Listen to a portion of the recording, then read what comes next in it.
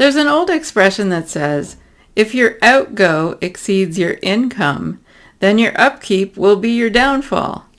It's just an amusing way to say that if you keep spending more money than you're earning, then the cost of your lifestyle is going to ruin you financially. You're going to run up debt that you can't repay. You're going to get behind on bills. You're going to miss deadlines. And this can happen when we don't keep a close eye on our financial budget. We need to make sure that our budget is balanced.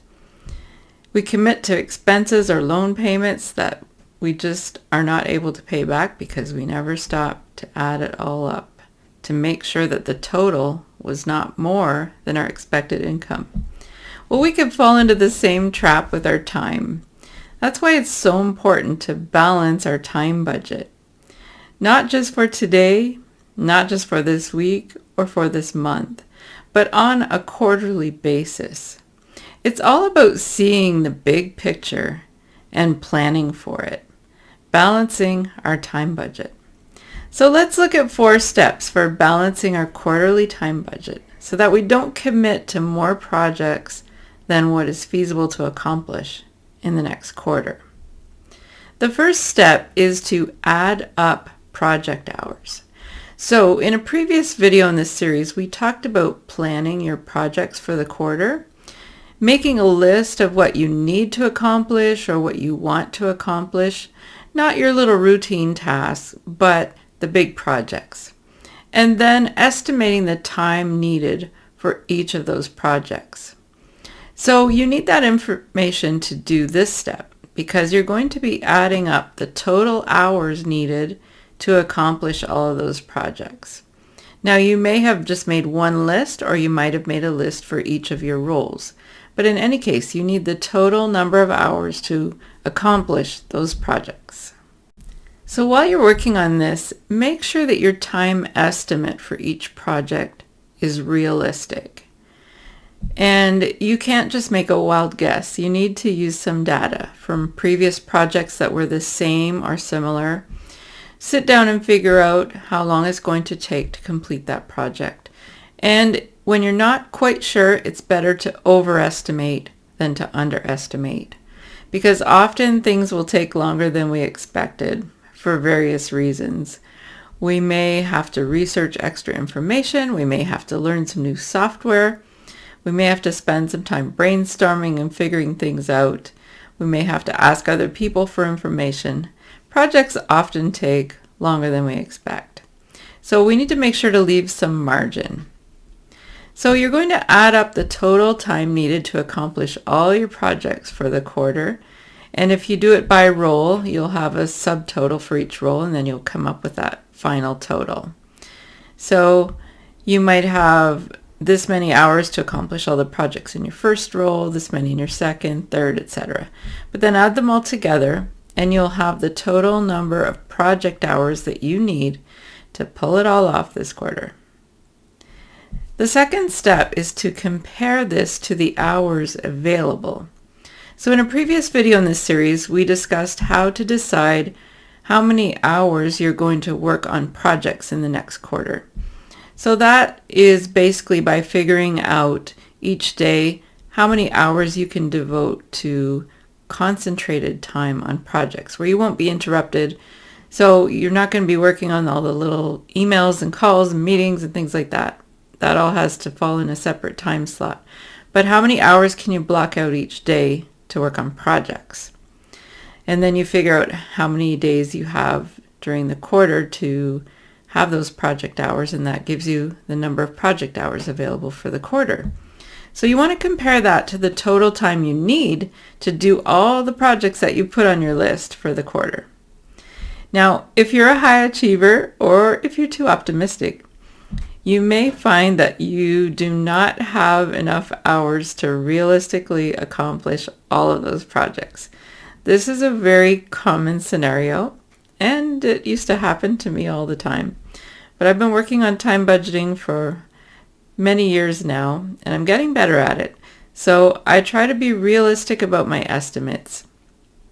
And I try to make sure that I don't make my project list too long for the quarter, because I know there's only so many project hours available.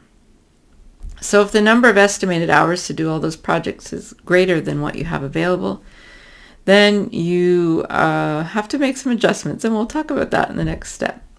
However, if the number is less, that's great. That leaves you plenty of margin. If you add up all your project hours and it's less than the time that you're going to have available for them, you have a few different options. You could take some time off. You could add in another project that you thought you wouldn't have time for. Or you can just keep that extra margin till you get closer to the end of the quarter, and then you can decide what you're going to do with the extra time. The third step is to make adjustments. So what do you do if you don't have enough working hours available for all your projects in the next quarter? First of all, you should go back and make sure that you've actually listed those projects in order of true priority. So it could be by deadline, it could be by how important they are, and that will make some projects naturally fall to the end if they are not as important. Also, when you list your projects for the quarter, make sure you're not filling it up with all of the projects that must be done. So they have fixed deadlines, you made a firm commitment, a promise to finish something. You need to make sure you have some maybe projects in there to leave yourself some flexibility. Because if you fill it all up with must projects and then they take longer than you expected, you're going to be left not getting things done in time. So think about your priority list. Are there some projects that are not really a must? Could they be deferred to another quarter, for example? And you'll put those at the end of the list. Or are there projects that could be modified so that they take less time? Maybe you'll change your approach. Maybe you'll do it less in depth. Or maybe you'll remove parts of the project that aren't as necessary as the others. Whatever you can do to reduce the amount of time that it's going to take for that specific project. And then the fourth step is to rethink your commitments. If your quarterly time budget is really out of whack, you might need to take a drastic step like this. Maybe you're simply overcommitted. It might be time to take a hard, serious look at what you've promised to do. Are there any commitments that you might need to disengage from? Because if you say yes to them, it means you're going to say no to something that's much more important. Of course, we want to do this ethically. We don't want to just immediately quit something and leave people hanging. We need to give adequate notice. We need to give a reasonable explanation.